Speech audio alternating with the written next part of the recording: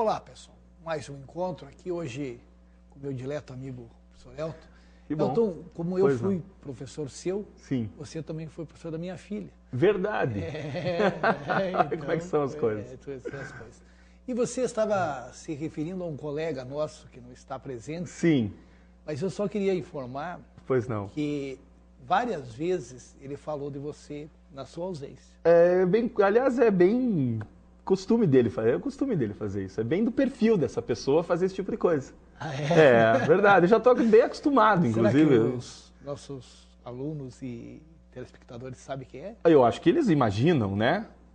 Porque eu precisei convocar esse indivíduo porque é aula de história, né? Uhum. E o meu conhecimento de história, Mussolini, talvez, embora tenha sido seu aluno já há bastante tempo, eu perdi muito daquilo, né? E talvez discutir um pouco de história da ciência seja suficiente. Mas então eu convoquei a nossa amiga, né? A Oswaldina, ela está até com o microfone prontinha ali para participar.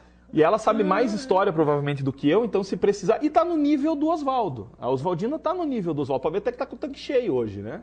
Então, se você precisar de alguma ajuda, quem sabe a Oswaldina possa ajudá-lo. Brincadeira, nosso amigo Oswaldo.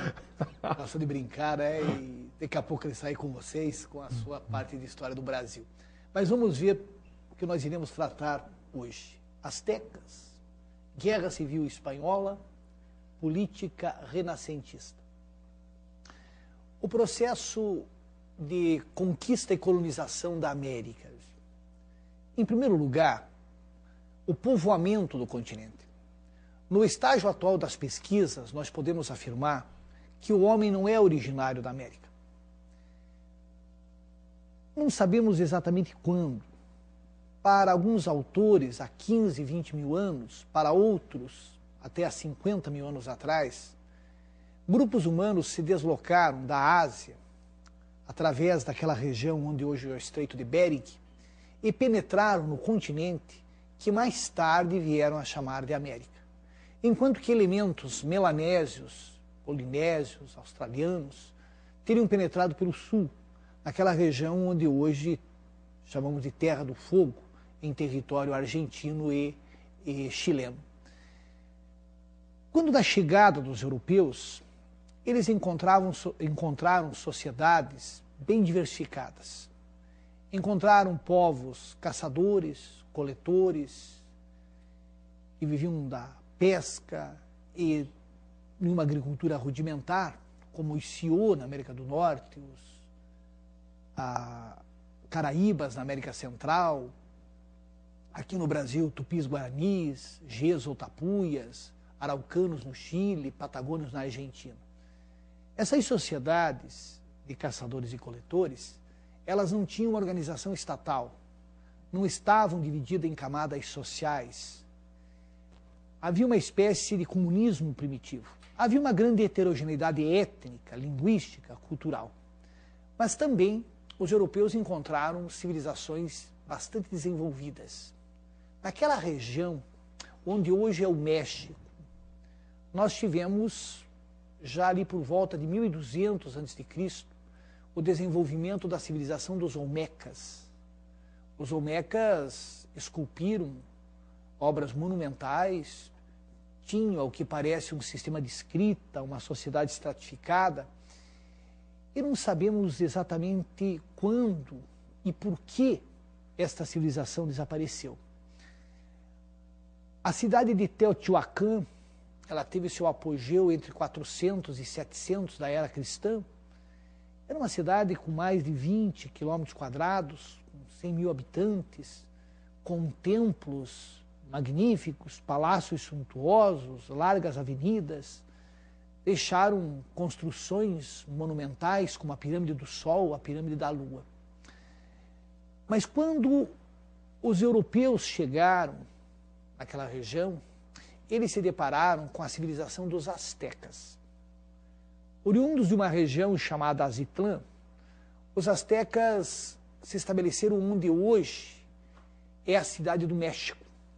Segundo a tradição, o deus da guerra deles, lá, o Huitzilopochtli, ele dera a seguinte indicação: no local que eles encontrassem uma águia com uma cobra sobre um cacto, ali eles deveriam fundar uma cidade. E fundaram Tenochtitlan. Formou-se uma confederação, Tenochtitlan, Tlacopan e Texcoco. Era uma economia dos astecas agrária. Eles cultivavam feijões diversos, o milho, baunilha, pimentão, pimenta, tomate. Eu diria que o milho era um dos principais produtos, dos principais alimentos das civilizações pré-colombianas. Mas um outro produto também muito importante, o chocolate, o cultivo do cacau, que era inclusive utilizado como padrão de troca, entre aspas, como moeda. A sociedade era uma sociedade hierarquizada, existiam os nobres, que eram os pipiutins, os cidadãos comuns, os macioaltins, e artesãos e escravos. Devemos destacar também que a civilização asteca, eles tinham um sistema de escrita, que vamos chamar de códices, e uma religião politeísta, acreditavam na vida depois da morte. O que chamou a atenção negativamente dos conquistadores, que eles realizavam sacrifícios humanos, especialmente ao deus da guerra e do sol, que era o Huitzilopochtli. Arrancavam os corações das vítimas, que depois eram queimados. Então, resumidamente, estas seriam as características da civilização dos astecas. Vamos ver como o Enem cobrou uma questão. Mussolini, você citou por 2 vezes o Sol, a Lua. Uhum. Então, os astecas eles tinham uma astronomia relativamente desenvolvida. Eu imagino, até onde eu li, até onde eu sei, que eles também não tinham uma astronomia tão científica, mas ela também ela ainda era voltada para astrologia, né? Tentar prever futuro da própria vida, né? Utilizando os astros. E você falou de templos que foram construídos em homenagem a Sol, a Lua. Eles tinham o Sol e a Lua como deuses também? Tinham essa visão? E até onde eu sei, os calendários deles eram baseados no Sol, no Sol. Então eles observavam o movimento do Sol para construir calendários, né? Também. Você tocou num ponto muito interessante. Os maias, os astecas vieram depois dos maias. Os maias, as pirâmides maias, elas eram não apenas templos, às vezes eram também sepulcros de governantes, como em Tikal, o sepulcro de um governante chamado Pacal, e eram também observatórios astronômicos. Os maias desenvolveram uma matemática sofisticada, tanto é que muito antes dos hindus, eles já tinham um símbolo para o zero, utilização do zero, e fizeram previsões de eclipses solares, lunares, com extraordinária precisão. Também calcularam de forma quase correta, margem de erro mínima, o movimento de translação do planeta Vênus. E eles tinham, Elton, um calendário solar. O calendário solar era dividido, eram 18 meses de 20 dias, mais 5 dias complementares. Inclusive em Chichén Itzá, há uma pirâmide que era dedicada ao deus Kukulcán. A pirâmide tem 4 faces, com 91 degraus em cada face, perfazendo 364 dias, e no cimo o último dia, perfazeu 365 dias. E o calendário solar, ele coincidia de começar com um calendário religioso, que era de 260 dias, de 52 em 52 anos. Então eles dividiam o tempo em ciclos de 52 anos. Eles acreditavam que quando terminava este ciclo, grandes mudanças ocorreriam. E acreditavam também num ciclo longo. Tanto que em 2012, muitas pessoas estavam atemorizadas, pois, de acordo com o calendário maia, teríamos, entre aspas, o fim do mundo. O equívoco das pessoas foi o seguinte: nós temos uma concepção de tempo linear. Nós acreditamos que houve o início do mundo, a história humana e haverá o fim dos tempos. Os maias não. Eles acreditavam em ciclos. Então você termina um ciclo curto, começa outro, e pode terminar um longo ciclo e começar um outro ciclo. eles em nenhum momento se referiram a fim do mundo, mas foi muito boa. Precisava recomeçar a contagem. Começar a contagem, exatamente. Legal, muito bacana isso. Aqui. A Oswaldina que me sussurrou tudo, tá? Foi a Oswaldina. Foi a Oswaldina que me bom, ajudou. Que bom, ótimo. Ela que conhece a história. Nos caminhos jazem dardos quebrados, os cabelos estão espalhados, destelhadas estão as casas, vermelhas estão as águas, os rios, como se alguém as tivesse tingido. Nos escudos esteve nosso resguardo, mas os escudos não detêm a desolação. O texto é um registro cujo sentido está relacionado ao ou a. Fernão Cortés, com um pequeno exército de 500 e poucos homens, ele penetrou na região onde os astecas dominavam. Ele foi convidado pelo Tlatoani, o governante asteca, para visitar Tenochtitlán.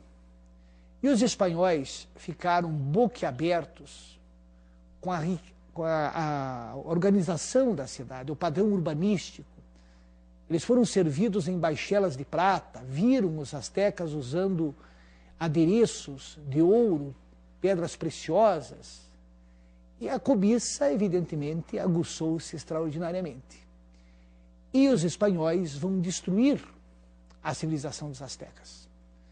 A grande pergunta, como um exército diminuto de espanhóis derrotou os astecas que tinham condições de arregimentar 70 mil homens? A superioridade bélica, o uso de canhões, de arcabuzes, de armaduras, de armas de aço, o uso do cavalo. Os nativos consideravam os cavalos verdadeiros monstros, mas, sobretudo, a habilidade diplomática de Cortés. O Cortés percebera que os povos vizinhos dos astecas odiavam os astecas.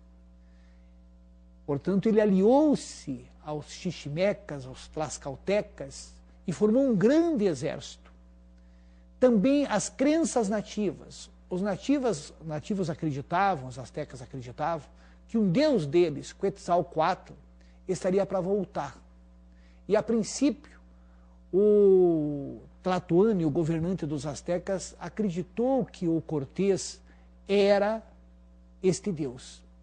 E ainda devemos destacar as doenças, o sarampo, a gripe e, em relação aos astecas, principalmente a varíola. Então, esse conjunto de fatores fizeram com que os astecas fossem vencidos e aquela região onde hoje é o México fosse conquistada pelos espanhóis sob a liderança de Fernão Cortés. O texto que nós lemos, um lamento dos astecas pela civilização deles que estava ou que fora destruída. Vamos ver o que diz. A tragédia causada pela destruição da cultura desse povo. Tentativa frustrada de resistência a um poder considerado superior. Extermínio das populações indígenas pelo exército espanhol. Dissolução da memória sobre os feitos de seus antepassados. Profetização das consequências da colonização da América. Então, vocês, para voltar, quando vocês lerem o texto, veja, o canto triste dos conquistados, os últimos dias de Tenochtitlán, a capital dos astecas, onde hoje é a cidade do México. Né? Então, vejam, nos caminhos jazem dardos quebrados, os cabelos estão espalhados, destelhadas estão as casas, vermelhas estão as águas, os rios, como se alguém as tivesse tingido, evidentemente o sangue dos derrotados. Nos escudos esteve nosso resguardo, mas os escudos não detêm a desolação, a derrota. Né? Então, uma tentativa frustrada de resistência a um poder considerado superior. Uma questão muito boa sobre a civilização dos astecas. Vamos para a próxima questão. O tema da próxima questão é a Guerra Civil Espanhola. Vamos fazer um breve resumo para que você tenha condições de compreender a questão.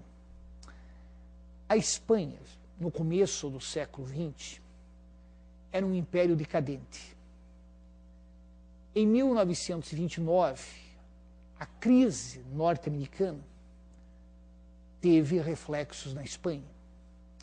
Em 1931, depois de gigantescas manifestações populares, greves, enfrentamentos entre classes populares e forças de segurança, o rei Alfonso XIII foi obrigado a abdicar. A Espanha tornou-se uma república. Foram realizadas eleições e partidos de centro-esquerda venceram.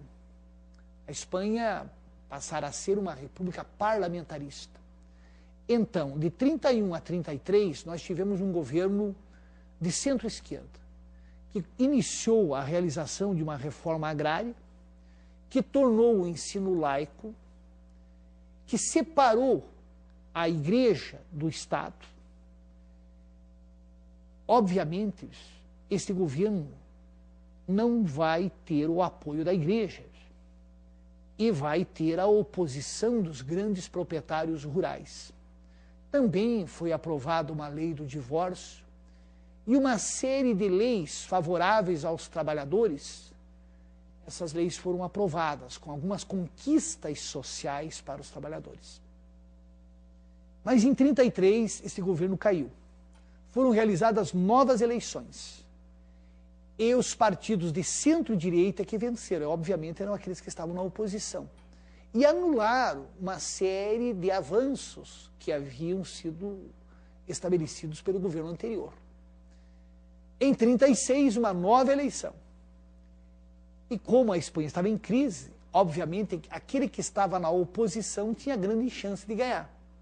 E em 36, os partidos de esquerda se uniram, formaram a Frente Popular e venceram as eleições. Só que, no Marrocos espanhol, um grupo de militares deu um golpe, com o objetivo de derrubar este governo que fora democraticamente eleito. O golpe, porém, não foi bem sucedido, pois houve uma gigantesca resistência a ele. Mas a Espanha estava dividida e a Espanha mergulhou em uma guerra civil. Então, veja bem, de 36 a 39, nós tivemos a Guerra Civil Espanhola. De um lado, os republicanos. Quem eram os republicanos?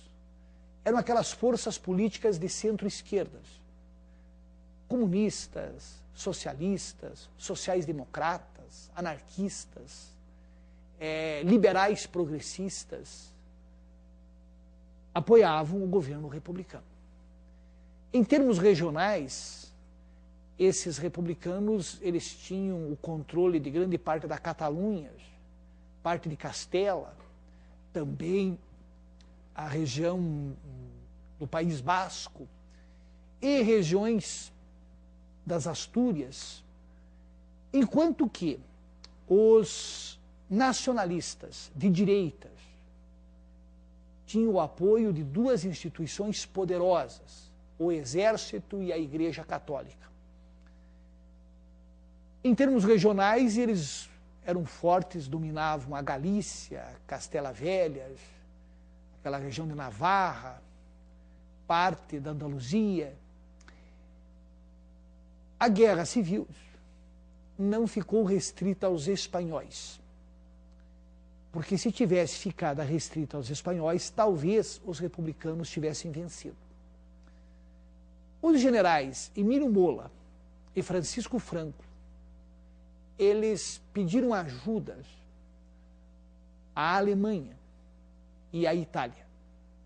A Alemanha era governada por Adolf Hitler e a Itália por Benito Mussolini.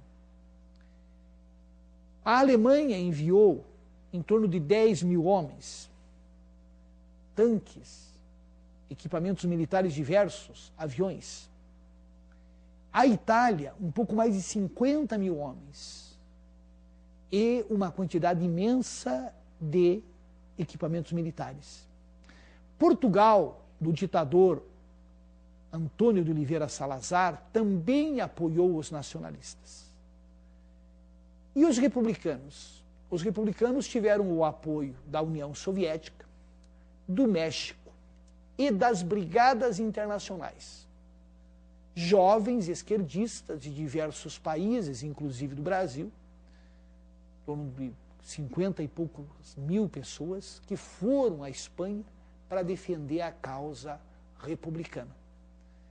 A Guerra Civil Espanhola foi uma espécie de laboratório de testes para as armas que seriam utilizadas depois na Segunda Guerra Mundial. A aviação alemã, a Legião Condor, bombardeou diversas cidades que estavam sob o controle dos republicanos. Dentre elas, a cidadezinha basca de Guernica. O governo republicano pediu ao pintor cubista Pablo Picasso, que vivia em Paris, que retratasse os horrores dos bombardeios perpetrados pelos alemães. E ele produziu uma tela célebre, Guernica, que simboliza os horrores da Guerra Civil. Quem ganhou a Guerra Civil? Foram os nacionalistas. Em torno de 1 milhão de pessoas morreram. Mais de 400 mil espanhóis deixaram a Espanha. E o generalíssimo Francisco Franco governou a Espanha com mãos de ferro de 1939 até sua morte em 1975. Vamos agora verificar o que a questão pede. As brigadas internacionais foram unidades de combatentes formadas por voluntários de 53 nacionalidades, dispostos a lutar em defesa da República Espanhola. Estima-se que cerca de 60 mil cidadãos de várias partes do mundo, incluindo 40 brasileiros, tenham se incorporado a essas unidades. Apesar de coordenadas pelos comunistas, as brigadas contaram com membros socialistas, liberais e de outras correntes político-ideológicas. A Guerra Civil Espanhola expressou as disputas em curso na Europa na década de 1930. A perspectiva política comum que promoveu a mobilização descrita foi a crítica ao stalinismo. Não, porque a União Soviética de Stalin apoiou os republicanos e muitos dos membros das brigadas internacionais eram comunistas. Combate ao fascismo. Esta é muito boa. Rejeição ao federalismo não tem absolutamente nada a ver. Apoio ao corporativismo também, eles estavam lá para lutar pela República Espanhola. Adesão ao anarquismo. Nem todos os brigadistas eram anarquistas, apesar de que muitos anarquistas lutaram ao lado dos republicanos contra os nacionalistas. A resposta correta, você já deve ter percebido, é a letra B, o combate ao fascismo. É importante destacar que a Guerra Civil Espanhola ela ocorreu um pouco antes da Segunda Guerra Mundial. Adolf Hitler testou seus tanques, seus aviões, equipamentos militares, enfim, na Espanha. E um aluno, eu estava dando essa aula, e um aluno me perguntou, professor, vem cá, por que o Franco conseguiu sobreviver à Segunda Guerra Mundial, se ele chegou ao poder com a ajuda de Hitler e de Mussolini? Franco é uma verdadeira raposa em termos políticos. Ele não se empolgou com as vitórias iniciais de Hitler na Segunda Guerra. Inclusive, ele chegou a dizer a seus assessores que Hitler estava pulverizando exageradamente suas forças. E quando Hitler convidou Franco para colocar a Espanha na guerra, Franco disse que a Espanha estava destroçada, que a Espanha tinha que se recuperar, que a Espanha não tinha condições de entrar no conflito. Como a insistência de Hitler aumentou, ele formou lá uma divisão azul de voluntários que foram lutar na União Soviética, mas oficialmente ele não colocou a Espanha na Segunda Guerra. Para a sorte dele, depois da Segunda Guerra, logo começou a Guerra Fria.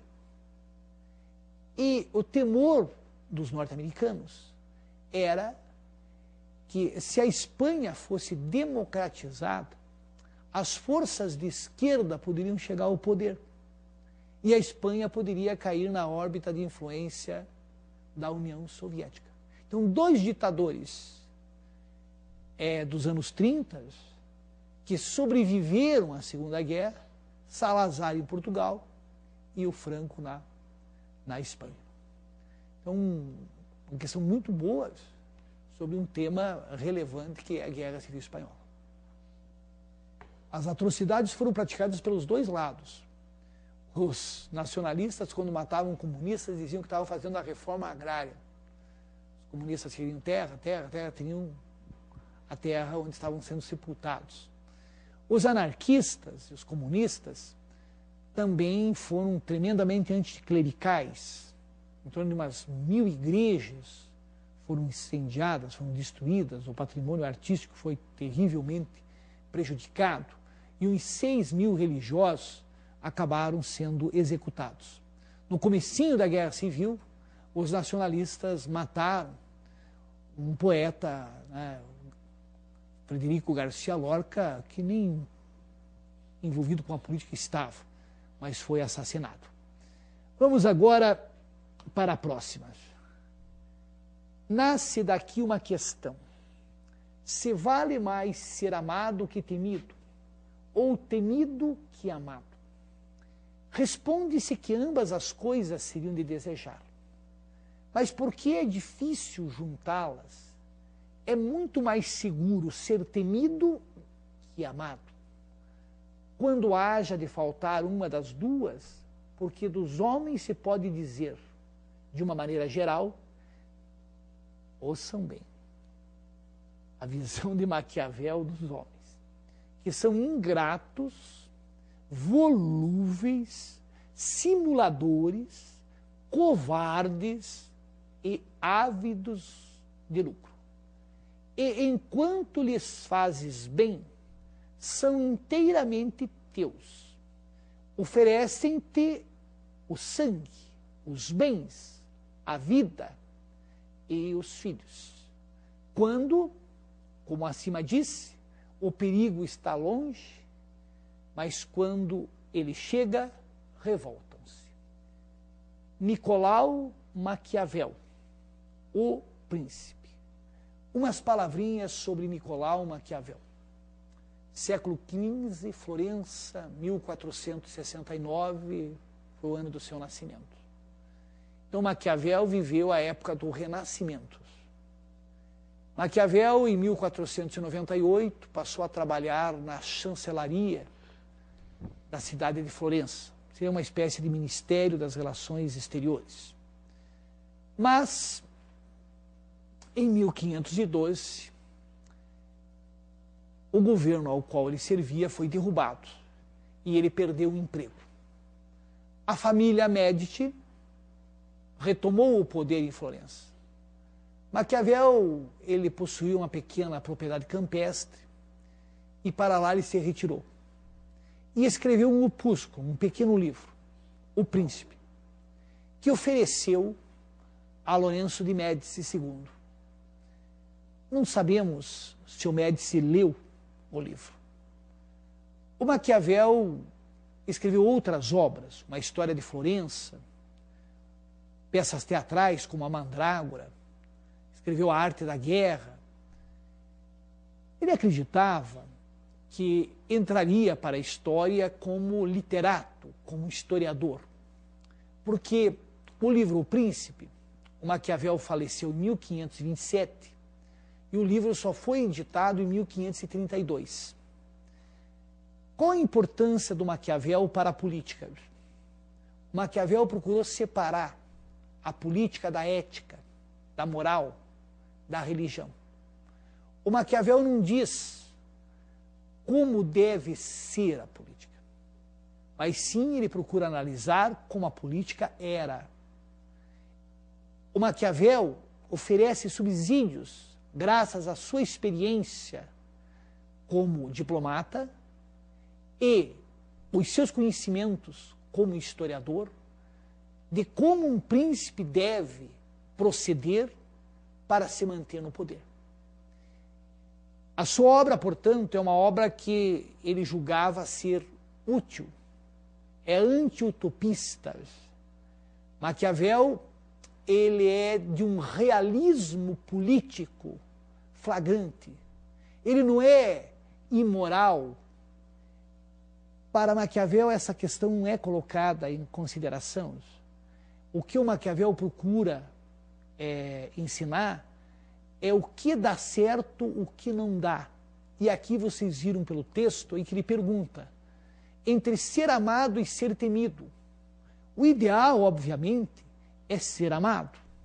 Mas ele coloca que aquele que ama pode contrariar, pode te desafiar, pode ser ingrato. Já o que teme pensará várias vezes antes de se indispor ou de se rebelar contra o príncipe. O príncipe, escreveu Maquiavel, deve ter a habilidade da raposa e a força do leão. Quer dizer, só com a força ele não se sustenta no poder. Só com a habilidade também não. Ele tem que conjugar as duas coisas. Então vamos ver o que a questão pede a partir desse texto. A partir da análise histórica do comportamento humano em suas relações sociais e políticas, Maquiavel define o homem como um ser munido de virtude, com disposição nata a praticar o bem a si e aos outros. Vejam vocês aqui o texto, o que ele diz dos homens, ingratos, volúveis, não. Possuidor de fortuna, valendo-se de riquezas para alcançar êxito na política. O texto também não diz isso. Guiado por interesses, de modo que suas ações são imprevisíveis e constantes, muito boas.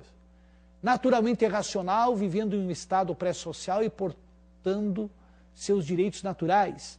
Não, sociável por natureza, mantendo relações pacíficas com seus pares. Uma questão muito fácil, né? Guiado por interesses, de modo que suas ações são imprevisíveis e constantes. Por hoje é só. Obrigado pela atenção, um abraço e até a próxima.